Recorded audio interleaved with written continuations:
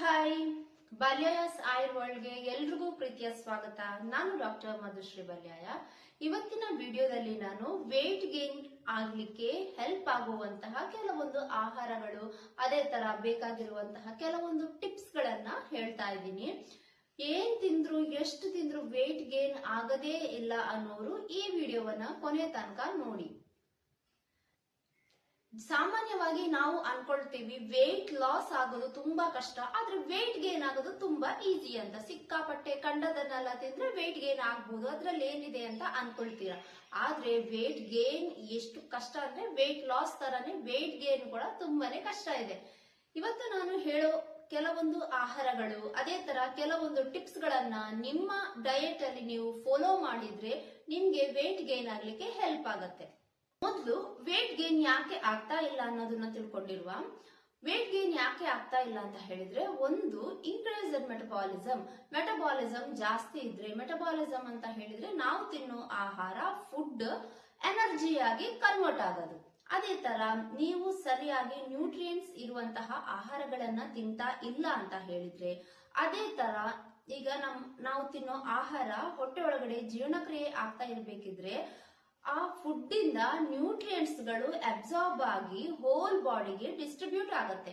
ಅದು small intestine, ನಮ್ಮ ಸಣ್ಣ ಕರುಳಿನಲ್ಲಿ ಮೈಕ್ರೋವಿಲ್ಲೈ ಅಂತ ಇದೆ, ಅದು ನಮ್ಮ ಈ ಫುಡ್ ಅಲ್ಲಿರುವಂತಹ ನ್ಯೂಟ್ರಿಯೆಂಟ್ಸ್ ಅನ್ನ ಅಬ್ಸಾರ್ಬ್ ಮಾಡಿ ಹೋಲ್ ಬಾಡಿಗೆ ಡಿಸ್ಟ್ರಿಬ್ಯೂಟ್ ಮಾಡೋದು. ಅದು ಕರೆಕ್ಟ್ ಆಗಿ ಆಗ್ತಾ ಇಲ್ಲ ಅಂತ ಹೇಳಿದ್ರೆ, ಅದೇ ತರ ನೀವು ತಿನ್ನೋ ಆಹಾರದಲ್ಲಿ ನ್ಯೂಟ್ರಿಯೆಂಟ್ಸ್ ಗಳು ಇಲ್ಲದೆ ಇರೋದ್ರಿಂದ ನ್ಯೂಟ್ರಿಯೆಂಟ್ಸ್ ಗಳು ಕೂಡ ಲಾಸ್ ಆಗುವಂತ ಚಾನ್ಸಸ್ ಇದೆ. ಯಾವ ತರ ಆಗತ್ತೆ ಅಂತ ಹೇಳಿದ್ರೆ, ಸರಿಯಾಗಿ ಸ್ಟೋರ್ ಮಾಡದೇ ಇರೋದ್ರಿಂದ. ಕೆಲವೊಂದು ಆಹಾರಗಳನ್ನ ನಾವು ಸೋಕ್ ಮಾಡ್ತೀವಿ, ಸೋಕ್ ಮಾಡುವ ಟೈಮಲ್ಲಿ ಕೆಲವೊಂದು ಆಹಾರಗಳಲ್ಲಿ ನ್ಯೂಟ್ರಿಯೆಂಟ್ಸ್ ಗಳು ಲಾಸ್ ಆಗುವಂತಹ ಚಾನ್ಸಸ್ ಇದೆ.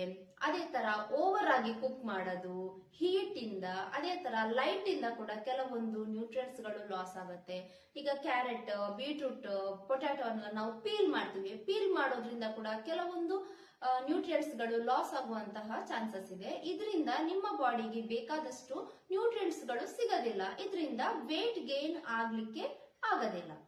ವೇಟ್ ಲಾಸ್ ಆಗ್ಬೇಕಿದ್ರೆ ಕ್ಯಾಲೋರಿ ಇಂಟೇಕ್ ಅನ್ನ ಕಡಿಮೆ ಮಾಡಬೇಕು ಅಂತ ಹೇಳಿದ್ದೆ ಅಲ್ವಾ.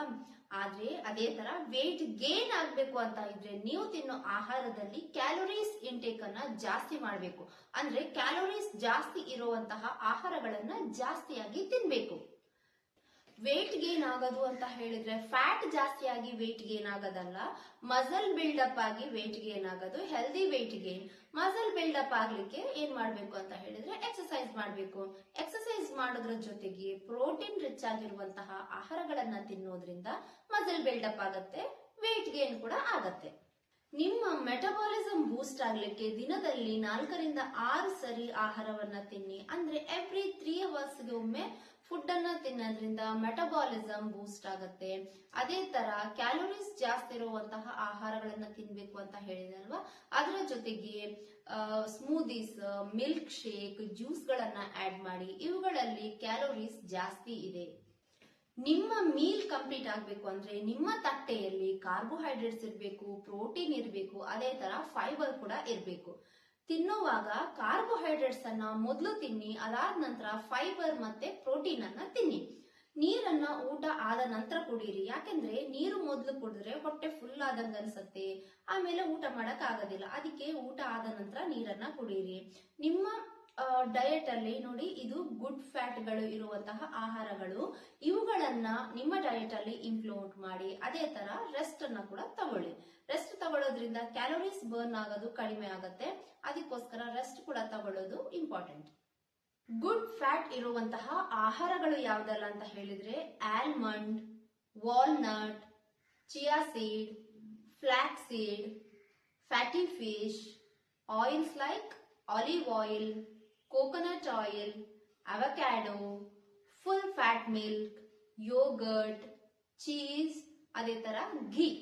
ಇವುಗಳಲ್ಲೆಲ್ಲ ಗುಡ್ ಫ್ಯಾಟ್ ಇರೋದ್ರ ಜೊತೆಗೆ ಕ್ಯಾಲೋರೀಸ್ ಕೂಡ ಜಾಸ್ತಿ ಇರೋದ್ರಿಂದ ವೇಟ್ ಗೇನ್ಗೆ ಸಹಾಯವನ್ನ ಮಾಡುತ್ತೆ. ಅದೇ ತರ ಹಾರ್ಟ್ ಹೆಲ್ತ್ಗೆ, ಬ್ರೈನ್ ಫಂಕ್ಷನ್ಗೆ ಮತ್ತೆ ನ್ಯೂಟ್ರಿಯೆಂಟ್ಸ್ ಅಬ್ಸಾರ್ಬ್ ಮಾಡ್ಲಿಕ್ಕೆ ಸಹಾಯವನ್ನ ಮಾಡ್ತದೆ. ಸೊ ಈ ಆಹಾರಗಳನ್ನ ನಿಮ್ಮ ಡಯಟ್ ಅಲ್ಲಿ ಇನ್ಕ್ಲೂಡ್ ಮಾಡಿ. ಇನ್ನು ಕಾರ್ಬೋಹೈಡ್ರೇಟ್ ಜಾಸ್ತಿ ಇರುವಂತಹ ಆಹಾರಗಳು ಯಾವುದಲ್ಲ ಅಂತ ಹೇಳಿದ್ರೆ, ಬ್ರೌನ್ ರೈಸ್, ಓಟ್ಸ್, ಕಡ್ಲೆ, apple, banana, mango, berries, milk, yogurt, dates, sweet potato, carrots, beetroots, corn, ಅದೇ ತರ ಗ್ರೀನ್ ಪೀಸ್, ಇವುಗಳಲ್ಲೆಲ್ಲ ಕಾರ್ಬೋಹೈಡ್ರೇಟ್ಸ್ ಜಾಸ್ತಿ ಇರೋದ್ರಿಂದ ವೇಟ್ ಗೇನ್ಗೆ ಹೆಲ್ಪ್ ಆಗುತ್ತೆ. ಪ್ರೋಟೀನ್ ರಿಚ್ ಆಗಿರುವಂತಹ ಆಹಾರಗಳು ಯಾವುದೆಲ್ಲ ಅಂತ ಹೇಳಿದ್ರೆ egg, chicken, fish, beef, milk, yogurt, cheese, almond, legumes, lentils, chia seed, pumpkin seed, soya, ಅದೇ ತರ ಪೀನಟ್, ಇವುಗಳಲ್ಲೆಲ್ಲ ಪ್ರೋಟೀನ್ ರಿಚ್ ಆಗಿರೋದ್ರಿಂದ ಮಸಲ್ ಬಿಲ್ಡಪ್ಗೆ ಹೆಲ್ಪ್ ಆಗುತ್ತೆ. ಒಂದು ವಿಷಯ ಗೊತ್ತಾ, ವೇಟ್ ಲಾಸ್ ಮಾಡೋರು ಆಗಿರ್ಲಿ, ವೇಟ್ ಗೇನ್ ಮಾಡೋರು ಆಗಿರ್ಲಿ, ನೀವು ಎಷ್ಟು ತಿಂತೀರಿ ಅನ್ನೋದ್ರಲ್ಲಿ ವಿಷಯ ಇಲ್ಲ, ನೀವು ಏನ್ ತಿಂತಿದ್ದೀರಿ ಅನ್ನೋದ್ರಲ್ಲಿ ವಿಷಯ ಇರೋದು. ಇನ್ನೊಂದೇನು ಅಂತ ಹೇಳಿದ್ರೆ, ವೇಟ್ ಗೇನ್ ಅನ್ನೋದು ತುಂಬಾ ಸ್ಲೋ ಪ್ರಾಸೆಸ್. ನೀವು ತಾಳ್ಮೆಯಿಂದ ಕಾಯ್ಬೇಕಾಗತ್ತೆ, ಟೈಮ್ ತಗೊಳುತ್ತೆ ವೇಟ್ ಗೇನ್ ಆಗ್ಲಿಕ್ಕೆ. ನಿಮ್ಗೆ ಏನಾದ್ರೂ ಡೌಟ್ಸ್ ಗಳಿದ್ರೆ ಕಮೆಂಟ್ ಮೂಲಕ ಕೇಳ್ಬೋದು. ಅದೇ ತರ ವಿಡಿಯೋ ಇಷ್ಟ ಆಗಿದ್ರೆ ಲೈಕ್ ಕೊಡಿ, ಸಬ್ಸ್ಕ್ರೈಬ್ ಮಾಡ್ಲಿಕ್ಕೆ ಮಾತ್ರ ಮರಿಬೇಡಿ. ನಿಮ್ಮ ಫ್ಯಾಮಿಲಿಯಲ್ಲಿ ನಿಮ್ಮ ಫ್ರೆಂಡ್ಸ್ ಯಾರಾದ್ರೂ ಸಣ್ಣಕ್ಕಿದ್ರೆ ಅವ್ರಿಗೆ ಈ ವಿಡಿಯೋವನ್ನ ಶೇರ್ ಮಾಡಿ. ಮುಂದಿನ ವಿಡಿಯೋದಲ್ಲಿ ಸಿಗ್ತೀನಿ. ಬಾಯ್.